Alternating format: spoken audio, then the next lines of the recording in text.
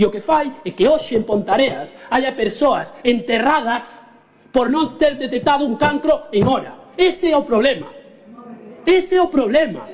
Que deso non falades. Que recortar en sanidade pública mata a xente.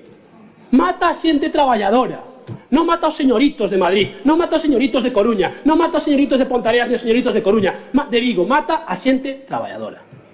Pero de verdade que está rindo de nós? Que estamos en xogo a vida da xente, a vida das persoas. Que cando pedimos unha cita non a pedimos por gusto. Cando vamos ao centro de saúde non vamos por gusto. Cando pedimos unha cita é porque nos atopamos mal e porque temos un problema sanitario. Por pôr un exemplo, Quirón Salud, que é a máxima multinacional da sanidade privada deste país, tivo de beneficio no pasado 2022 3.221 millóns de euros. De beneficio. Que fixo Galicia? Xo conto agora mesmo, Francisco Jesús. Mira, derivar 70 millóns de euros a Povisa, pero moitos máis. 13 anos de recortes de Alberto Núñez Feijóo nos presupostos autonómicos. Precariedade dos traballadores e das traballadoras sanitarias. Enfermeiros e enfermeiras e auxiliares contratadas por días e incluso por horas. Reducir un 8% de camas nos hospitais de Galicia.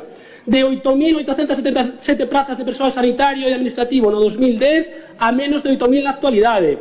Hai menos médicos de familia hoxe que no ano 2015. O Partido Popular dice que non hai médicos. Pois colegiados había 12.000, agora mesmo 12.633, no ano 2008 había 11.186. Sabes onde están os médicos, Francisco Jesús?